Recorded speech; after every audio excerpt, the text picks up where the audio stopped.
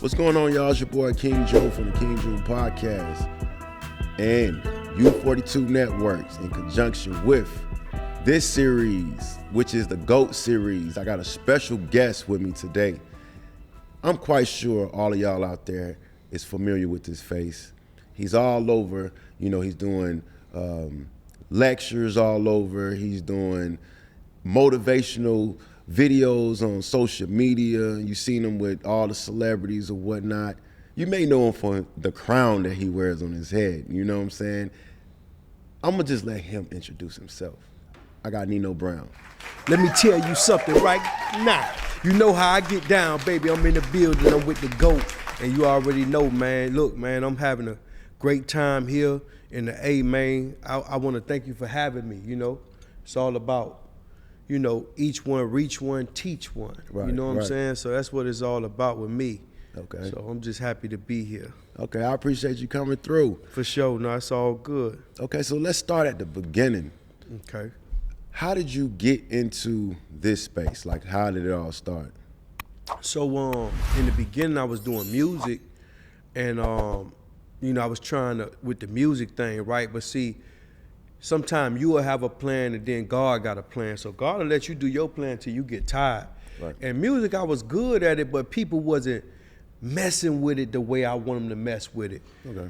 But then I started seeing, when I had spurts of success in the music. I had records with Gucci Mane, records with Lil Wayne, and so on and so forth. Yo Gotti, French Montana. But then what happened was I started seeing a lot of fake fugazi stuff in the music game, and I realized, man, it's a lot of artists think that you got to do this and go through this to get there, but really it's manipulation, right? And control. So I started realizing that I need to motivate these guys and teach them, hey man, this ain't the way you need to do this. Do this your way, and if it ain't right, don't sell your soul. Right. You get what I'm saying? Yeah. Okay. So it's like you said, you started off with music, right? Okay, before we get into that, where you from originally? I'm from Miami, Florida. Okay. Yeah, I'm from Miami, Florida. Okay. So, when you was in music, what time period was that in? This would be like 2004 or 5 up into 2000 and I still do music here and there. Okay. But it's been a long time, and I had fun. Music is a passion, but I turned it more into a hobby because motivation took me around the world. You know what I'm saying? Okay. So how did you make that transition from doing the music to to what you do now? What happened was I was going through a tough phase in my life where I ran through $100,000. I ain't never had it before, and I ran through it in some months. I went and bought, put down on this car and this. I thought I was a couple $1 million because I ain't had, I'm from the street. Right. So I ran through all the money, had to move back with my mom, and I remember, going to the studio, my energy down. But then I remember just people would come talk to me and be like, man, you got a good conversation, man. You so inspirational. Right. And they said, you should start posting quotes that you say, because you say a lot of quotes out your mouth. Right. And a studio engineer by the name of Cyclone, he the one who told me that, and I just started posting quotes. Then it'll get 10 likes, and then from 10 likes to 100 likes, and 100 likes to thousands, and now millions, and I'm over 1 billion viewed. You know what I'm saying? Man. So. Man, I'm trying to get like you. Facts. I mean, I can honestly say that, what made me invite you to the show was because personally, I used, throughout the years, your motivation, actually applied it to my life, in a lot of aspects. And I respect that, You know what I'm saying? Because there's not too many guys out there that will give it to the public raw and uncut like you would do. You know what I'm saying? I feel like you don't have no filter, but at the end of the day, it comes from a good place. You feel me? Yeah. And I think that this generation really needs that.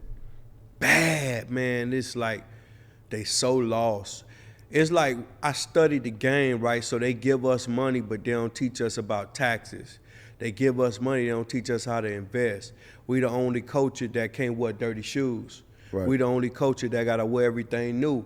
We the only culture that throw away stuff after we wear it. Right. We the only culture that just give away, throw away money. So the new slavery is money, right, because people don't know how to utilize money. And that's how they ended slavery. Not to bring it up, but I want to just teach people, like the slaves got tired of picking cotton, so they told them, hey, we'll buy the cotton from you, because they knew they didn't know what to do with the money anyway. Right. And they'll pay what they want for the cotton. So that's what they do with the NFL players. Like they pay them what they want to pay them. They pay the rappers what they want to pay them, and they gotta accept it because they feel like they ain't supposed to be any free anyway or doing that anyway. They don't supposed to have that access and asset that they have. They feel like they supposed to still be, 9 to 5 and all that, right, which ain't nothing wrong with that. But the truth is, the youth need to learn that saving money, focusing, building relationships, not crucifying relationships, networking, determine net worthing. You know what I'm saying? Right. We don't have that out here. We got to teach each other. You know what I'm saying? Like I said, each one, reach one, teach one. Okay. So we reached each other, now we teaching the world. Yeah. And that's what it's all about. Okay. So it's like, what's your viewpoint on the perception that we're getting from the industry? For an example, I've noticed within music, right? Women is dominating hip hop. Right. They're becoming more aggressive than anything. I remember I had a session the other night with a female artist, and she was showing me this artist from Tennessee. I forgot her name.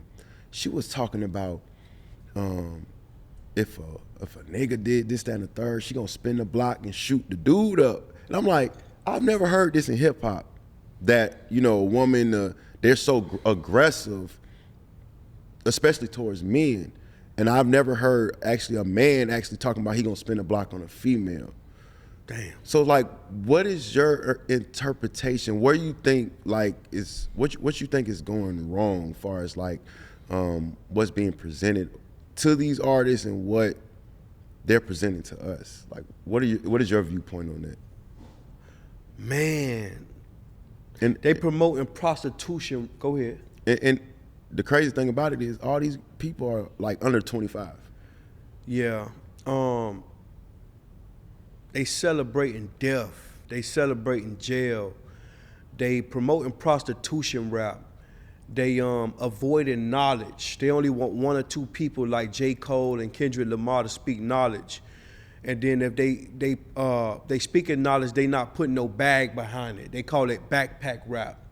Because it teach you something. To go to school, you gotta wear a backpack. Right. So they call it backpack rappers, and the backpack rappers don't wear jewelry, or they don't wear some of the things that we wear, but they got more money than the people we glorify. Right.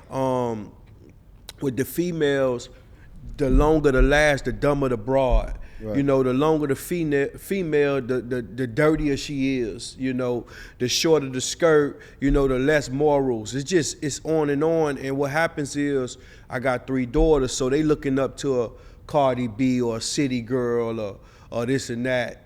And then it's they Daddy, this what's winning. No, this ain't what's winning.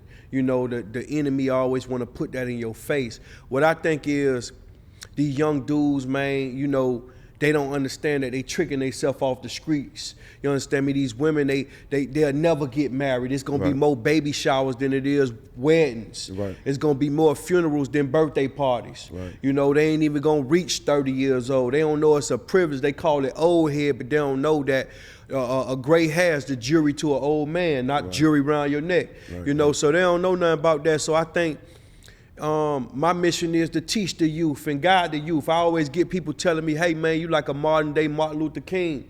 And I appreciate that, but I'm a modern day Nino Brown. Right. Martin Luther King did what he gotta do. He walked so I could run. So I'm running so the next person could fly.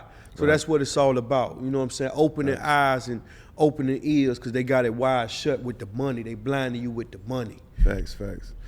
And I think that's what's crazy, because I think they put money before morals now. Yeah. You know what I'm saying? A lot of people are willing to sell themselves out just so that they can either appear to have status or just to get trinkets. You know what I'm saying? And that's crazy. And anybody who know me like to know like I favor like the 70s period, because I feel like that's when we was the strongest. Yeah. Like far as unity and stuff like that before they dismantled it. Yeah. And it's like between that time period and now, it just seemed like we took thousands of steps back. You know what I'm saying? Like we doing a disservice to all the people who put their life on the line for us to be able to speak freely, or for, we can have certain rights that we do have. Right. You know what I'm saying? So it's like, I don't know. You know what I'm saying? It's a challenge, man. Yeah, it's definitely a challenge, man. It's an uphill battle.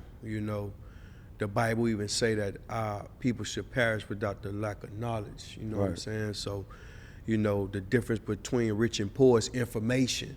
So if you got that information and it becomes for sale, that's a business. Right. But sometimes you got to donate the information when it's for a greater cause, and teach people and enlighten people so they can, get their perspective and open up a door for the hood or for the street they come from. Right. Because God gonna bless you when He can't pay you. Right. So everything ain't about a dollar bill. And as you stated, people putting money over morals. Like, I watch women do anything for a bag, even licking the crack of a man. You know what I'm saying? So it's like, it's some nasty stuff going on by the bag. And if you hold $100 in this hand and a dollar bill in this hand and close your eyes, you can't tell the difference between the two, because both of them weigh the same weight. Yeah. They just, the value you place in that piece of paper, but it control your life. Yeah. So I got a problem with the morality in this game and the internet. The internet, they say the internet is dangerous, but the internet ain't doing nothing to people. People the ones behind the internet. Right. Because it could be informative, like TikTok, where they don't allow certain things and you can learn certain things, and now they trying to ban certain things. But then you got Instagram where it's all green eggs and ham, or Facebook where it's, so I think the more informative you get, they want to keep our people dumb. It ain't just our people, it's they people too, because it's greed.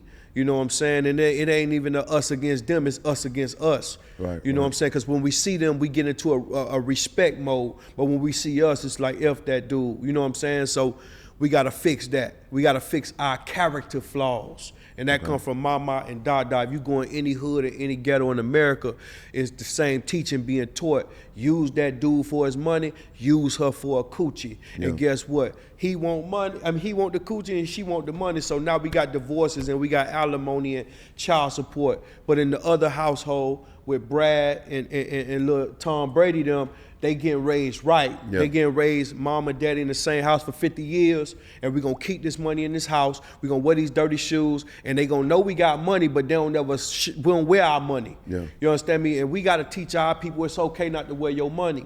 Right. It's okay. So I know I don't went all around the world with that conversation, but it's just a lot of pain to me to see my people go through that, because when we leave here and go turn on the news, we're going to see another nigga dead. Yeah. That's crazy, man. So what are your projections like far as where this whole thing is going? Do you think that when they say history repeats itself, do you think we are repeating something that's already happening, or do you think this is like a new phase of, It got worse. We got drugs like by the name of fentanyl. You go back to your favorite era, 70s. They had crack, right? So we ain't heard about the fentanyl, and then it went to weed. So it followed the music, It followed the music. So, when Lil Jon them was around, it was the big clothes and all that, Soulja Boy big clothes. This era a little bit more tight. The men got the yeast infections. The last era, Tupac era, was the real gangsters. Yeah. You know what I'm saying? So it's all about the music. We don't even know how much power we got with music, movie, and TV.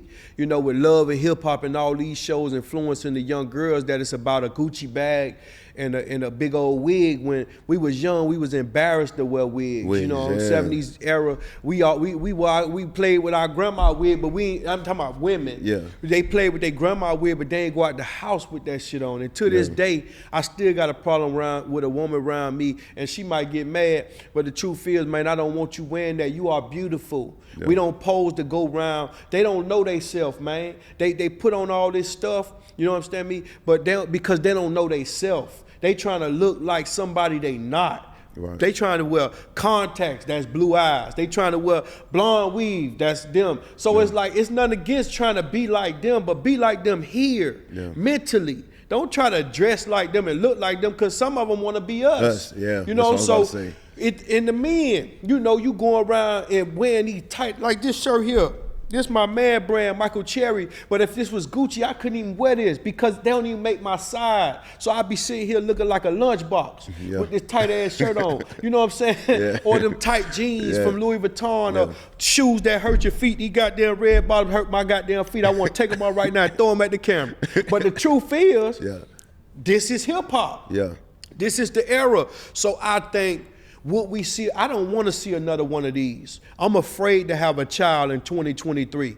I think we need to skip by 5 years before I have a child, because we got people out there rapping about killing and using women for just mouth and in the 3 holes they got, instead of using them to make money with them. It feel better saying that I made money with her than I had sex with her. You know what I'm saying? They don't look at it like that. So in this era here, nah, man, we need a 2-part to say I'll never call you bitch again. We need some real men that stand on principles. We need some real women, you understand me, that stand on principles, that teaching these women that queen bee shit. You know what I'm saying? And that's what I'm on. So do I want to see another one of these? Nah, I think I need another one of them 70s, 80s, and 90s when it was real. Facts.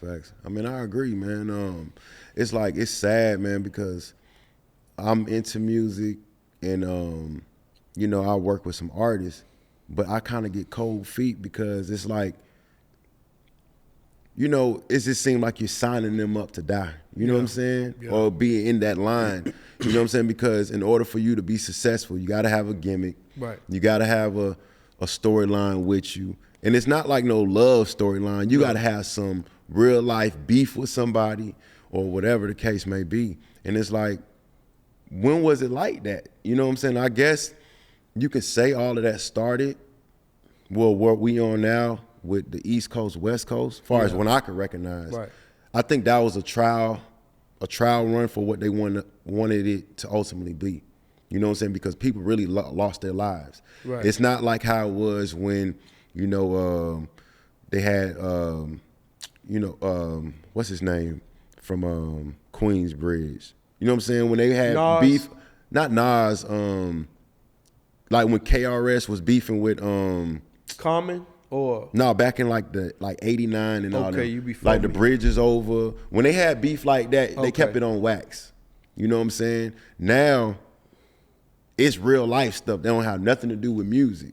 You know what I'm saying? It's really in the streets. It's in the streets. You know what I'm saying? So now people is actually dying over certain things like that. And all the good rappers locked up, or all the good rappers on house arrest and can't do shows. And it's like, the record labels getting life insurance policies, hitting life insurance policies on these rappers to protect their investments, which they should. And that's why they able to donate $20,000 to Big Scar funeral.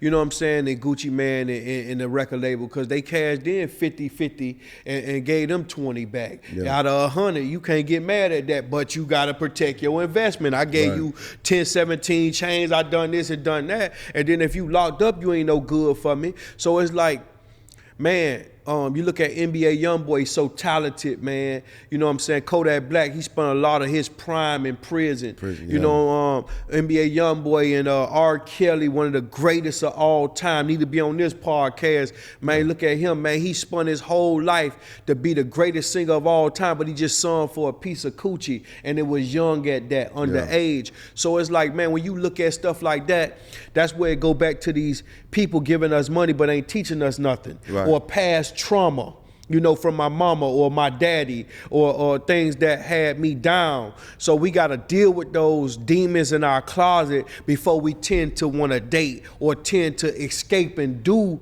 like the career callings that we got. Don't bring your problems to me that's before me. Treat me, I might be a blessing that been sent to heal you, but you hurting me. And don't bleed on people that ain't cut you. You know, so yeah, it's just a rough time, and they just setting it up, and I don't think it's gonna get better. I think it's gonna get worse before it ever get better. I think because, you know, if you look at what's going on with the world, man, it's just all over the place, man. You got Trump being president, you know what I'm saying, and now people going back to say, I want Trump to be president for the wrong reasons. It's for money. It ain't for the country and the real economy. It's for their pockets and their pocketbooks, but they don't even know they're getting set back because now they get locked up after he out of office for PPP fraud. So it's like, man, so much I could pour out of me, but I'm gonna let you talk. I feel you. So one thing I want to touch base with you on is how do you feel about you know, like states like California, they offering, like, you know what I'm saying, blacks out that way a form of you know, what's it called? Reparations. I feel like this, man. I feel like, you think it's a good idea or a bad idea? It's always a good idea because we worked 400 some years for nothing. But I'm gonna say this, and you know, with the Jewish community, I love them, but they never let us forget what happened to them. You know what I'm saying? And that's a great thing. But we got to keep reminding people about slavery, and it still exists.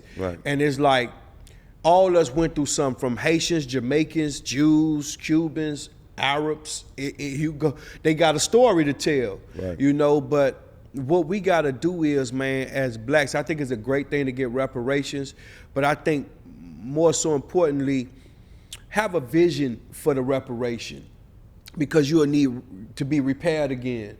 You know, if I give you some money, I give you $1 million, but you ain't got $1 million plan, you're gonna come back to me, because money don't solve money problems, a job do.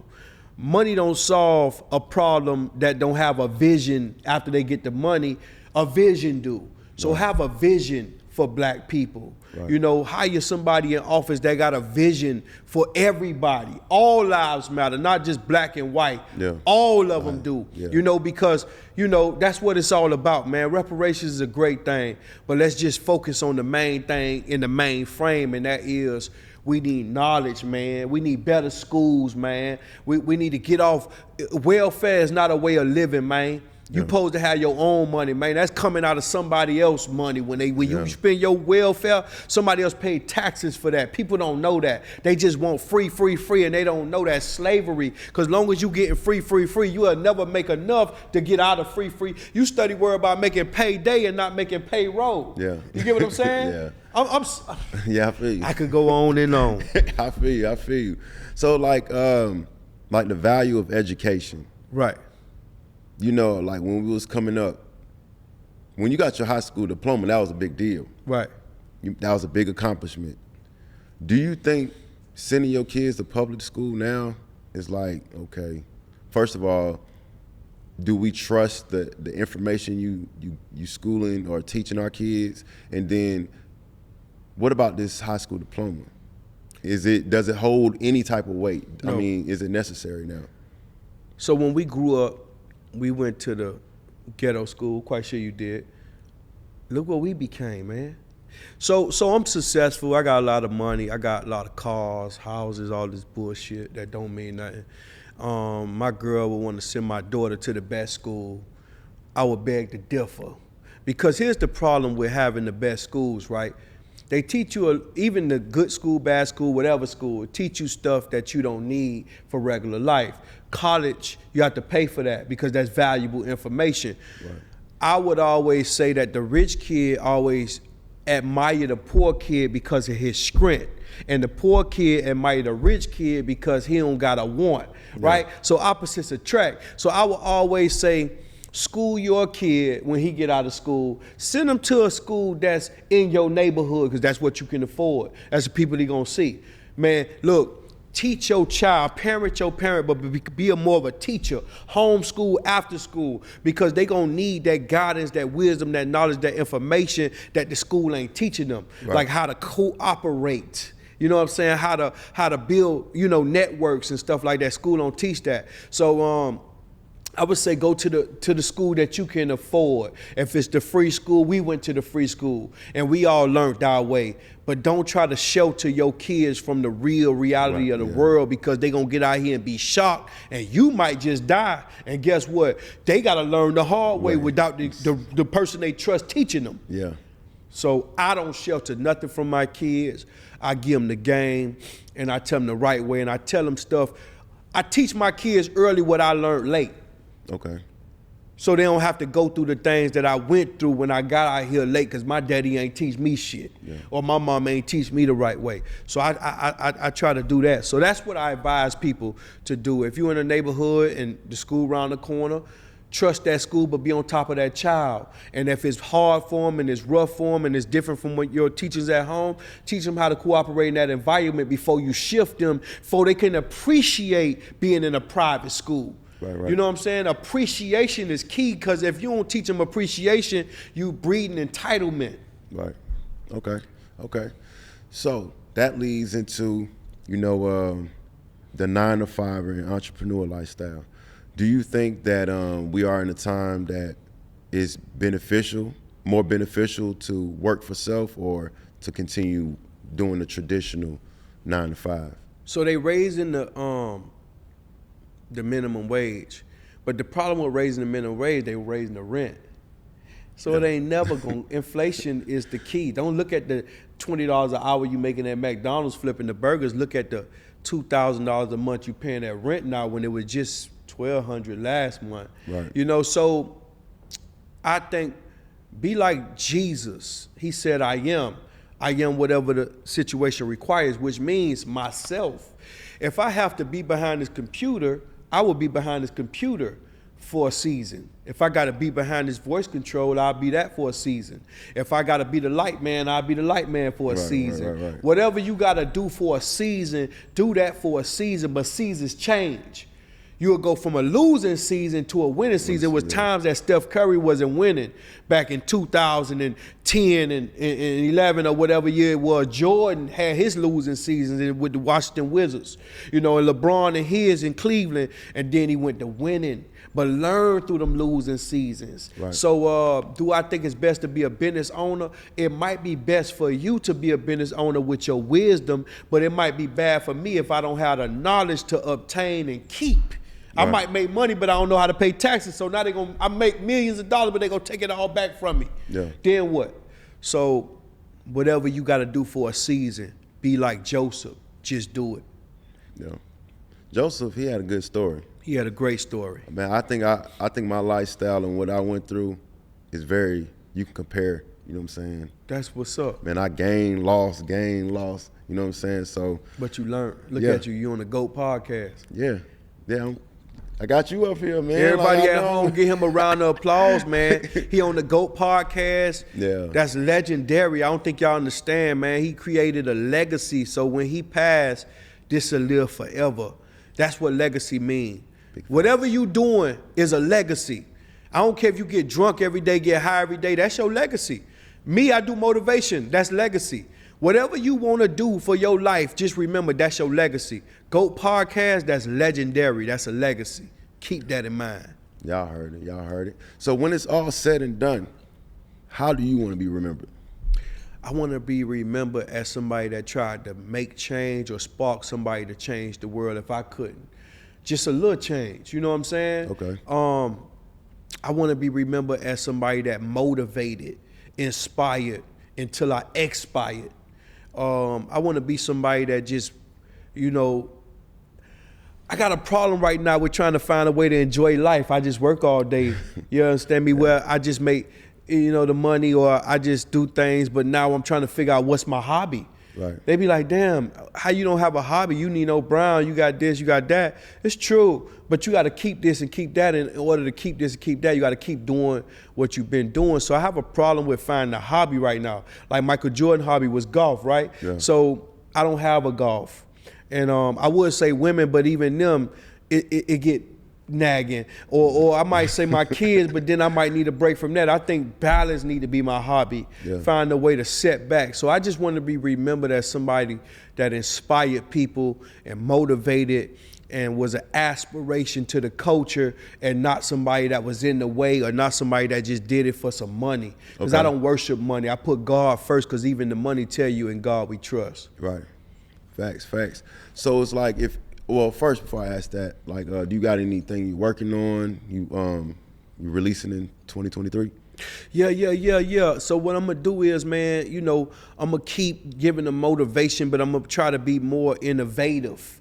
I might even I'm trying to do movies. I did my first movie. I got it on Tubi. That was a major accomplishment for me, because I never thought I can do that. And I did it myself. I financed it myself. I spent $86,000 on my first short film. Okay. That's a lot of money for somebody that I didn't use credit. I didn't use a loan. I didn't know nothing. Right. So I stepped in the game. I'm reaching out to Tyler Perry. I'm reaching out to this one, that one, this one, trying to figure out how to get involved. And I'm not getting the reach back. So I'm like, man, you know what? I got money. Let me do it myself. Right. So I'm flying people in. I used all my YouTube fans and made a movie. Nobody ain't know how to act. You might think I'm crazy, but nobody ain't have a script. I ain't know how to act. I told them, you finna play like this, and you finna do this. Cut, y'all do this. So I'm not embarrassed, because I'm cool with failing and falling as long as I get up.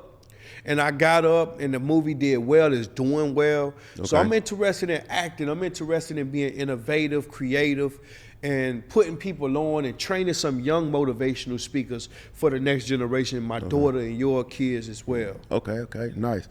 So how can everybody get in contact with you? Yeah. So I got Facebook Nino Brown Miami, YouTube Nino Brown 305, Instagram Nino Brown 305, TikTok Nino Brown Miami. I got a bunch of platforms to reach me. I even got a phone number. You could call me. I'll pick up. It's right here. I always keep it on me. 786-310-3112. You could call me at any time, because I know mental health is a serious thing, and some people go to church for mental issues, right? And God only open on Sunday in the church house, but Nino Brown open Monday through Sunday, 24 hours a day. So that's what it's all about. Okay. Hey, before we sign off, hey man, next time you work on the film, let me know, man. I got you. Please, man, let's do it, man. I ain't no GOAT podcast, and now we doing the films. Listen, man, we doing a film 2023, me and the GOAT right here. Y'all got to look around for it. Trust me, it's going to be big. I want y'all to be in tune. Y'all make sure y'all subscribe to this brother. He doing special things. This podcast is going to be major, amazing. Believe in it when it first start off, because you never know when it's going to take off. Trust what I'm saying now. Y'all make sure y'all subscribe. Appreciate it, man. I appreciate the support and the energy, man, and you coming through, man. It means a lot, man, because like I said, I was a fan, you know what I'm saying, for of yours for years, you know what I'm saying. And it's a blessing. I flew out here to see you. I ain't come out here for nothing else. I came out here to see you and get some chicken wing from a strip club. But I got the chicken wing. No, I ain't get them yet. So I came to see you. I got off the plane, came to see you, because Master P blessed me. Okay. So I just say, you know what? I want to come bless somebody, and I chose you, bro. Appreciate it. It's a blessing. Appreciate it, man. Appreciate it, my guy. All right, y'all heard it here first. You know what I'm saying? This concludes this installment of the GOAT series. Make sure you follow Nino Brown. I'm quite sure if you don't follow him, you're going to see him on your algorithm. You know what I'm saying? So, hey, GOAT series U42, and we out.